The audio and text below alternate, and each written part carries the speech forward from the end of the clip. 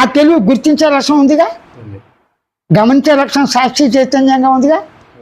శబ్ద లక్షణం చూడండి, తెలివి శబ్దం, తెలివి 3 అక్షరాలు. తెలివితో తెలివిని గుర్తించవచ్చు, గమనించవచ్చు, తెలుసుకునవచ్చు, అనుభూతిగా ఉండవచ్చు, ఉనికితో ఉన్నారు. ఈ లక్షణాలు మీకు సహజంగానే ఉన్నాయిగా. దీనికి తపస్సు చేయాలా, ప్రయత్నం చేయాలి, అవసరం ఉందా? ప్రయత్నం చేయాలా? అక్కడ మీ శరీరం ప్రయత్నం చేస్తే వచ్చింది సహజంగా ఉందా? సహజంగా. నిద్ర సహజంగా ఉందా? ప్రయత్నం చేస్తే వస్తుందా? సహజంగా. కళలు మీరు ప్రయత్నం చేస్తే వస్తాయి, ఆటోమేటిక్గా వస్తాయా? ఆటోమేటిక్గా. రాగద్వేషాదులు, ప్రేమ మమత, అనుబంధాలు, బంధాలు వచ్చిపోతున్నాయి. మీరు రమ్మన్నారా? లేదు. ఒకవేళ మీరు రమ్మంటే పోవాలిగా. అవును. మనసు చెంచడం, మీరు రమ్మన్నారా? లేదు. నేను మనసును అంటారు. మనసును కంట్రోల్ చేయగలరా? ఇంపాసిబుల్. మనసును శుద్ధి చేయగలరా? ఇంపాసిబుల్. దేహాన్ని సంపూర్ణంగా శుద్ధి చేయగలరా? పై శుద్ధి చేస్తారు, లోపల కాదు. కాబట్టి ఏది మీ వల్ల నా వల్ల అవ్వదు. ఒక ప్రకృతి నీతి ప్రకారం జరుగుతుంది, అందరూ ఇష్టపడతారు. ప్రకృతి అంటే ఏంటి? పంచభూతాలతో ఉన్న ఆకాశంతో. ఆకాశం అంటే శూన్యం కాదు, తాను ఉన్నాడు. కన్ను మూసుకున్న తర్వాత తెరిచిన తర్వాత కూడా మొత్తం ఖాళీ ఉందా లేదా? ఉంది. ఖాళీ ఉందని తెలివి తెలుస్తుందిగా. తెలుసు. కానీ తాను ఉన్నాడు కానీ శూన్యం అనకూడదు. ఇది ఆ తెలివితో ఆకాశం లేకుండా, అణువుల వైబ్రేషన్ లేకుండా, దాన్ని ఏమంటారు, న్యూక్లియస్, ఎలక్ట్రాన్స్, ప్రోటాన్స్ అన్నీ ఉంటాయిగా, అవి లేకుండా అస్థిబంధనం ఉందా? లేదు. రక్తం ఉందా? కొవ్వు ఉందా?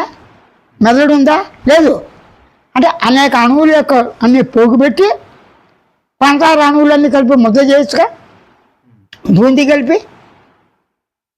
చక్కెర అణువులన్నీ కలిపి పంచదార కింద చేయొచ్చుగా. అయితే ప్రతి అణువులన్నీ కలిసి క్రమంగా కొండలు, రాళ్ళు, రప్పలు, అడవులు అన్నీ తయారైనాయి. అది మీరు చేయలేదు, నేను చేయలేదు. అప్పుడు మీ శరీరం మీరు చేయలేదు, కానీ ఉంది. అది భగవంతుని నీతి. కొంతమంది భగవంతుడు లేడు, ప్రకృతి నీతి. ఓకే, తగదు ఎందుకు? మొత్తాన్ని మీద మీ శరీరం మీరు తయారు చేయలేదు, మీరు రమ్మలేదు, పొమ్మలేదు మనసుని. కానీ వచ్చిపోయే మనసు మీకు ఏమంటే గందరగోళం చేసి ఏమయ్యేం చేసి ఏదో సమస్య లేకుండా లేదు. సమస్య ఎప్పుడు లేకుండా ఉంటే గాఢ నిద్ర మనసు నిద్రపోయినప్పుడు నేననే శబ్దం లేదుగా. అవును. ఆ నిద్రలోంచి వచ్చి రాగానే అమ్మయ్య ఆలోచన లేని స్థితి ఒకటి ఉన్నది, అది గాఢ నిద్ర. ఏమీ తెలియలేదు అజ్ఞానం కొంతమంది రకరకాల. కానీ మేలుకోకుండా ఆనందం ఉందా లేదా? ఉంది. మీకు అవేర్నెస్ ఉందా లేదా? అప్పుడు ఉంది. కానీ ఈ మాట్లాడే మనసు వచ్చిపోయినా కాన్షియస్ వచ్చిపోదు, అదే ఆత్మ. ఇప్పుడు క్లారిటీ వచ్చిందా?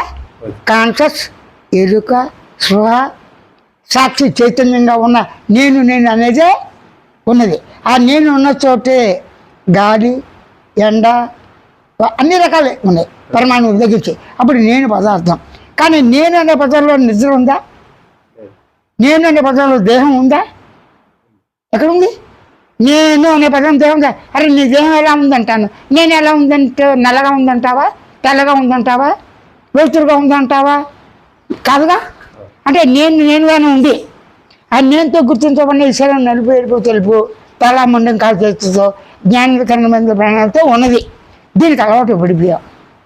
దీనివల్ల ఏమవుతుంది? అనుబంధాలు, బంధాలు, రాగం, ద్వేషం, మంచి ఇవన్నీ వచ్చేస్తాయి. వీటన్నిటిని తప్పించుకోవడానికి ఇవి లేకుండా చేయలేవు.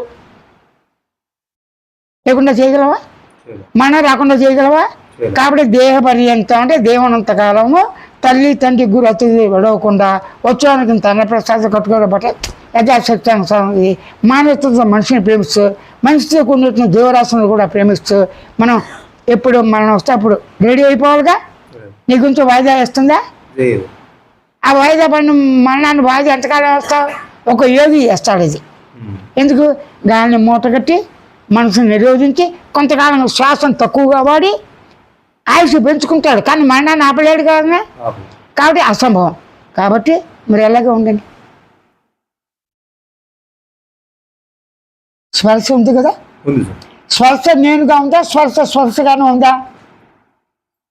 స్పర్శ అనుభూతి, గమనించావు, గుర్తించావు, తెలుసుకున్నావు. మరి స్పర్శ తలకాయలాగా ఉందా? లేదుగా. మొత్తం స్పర్శ వచ్చింది.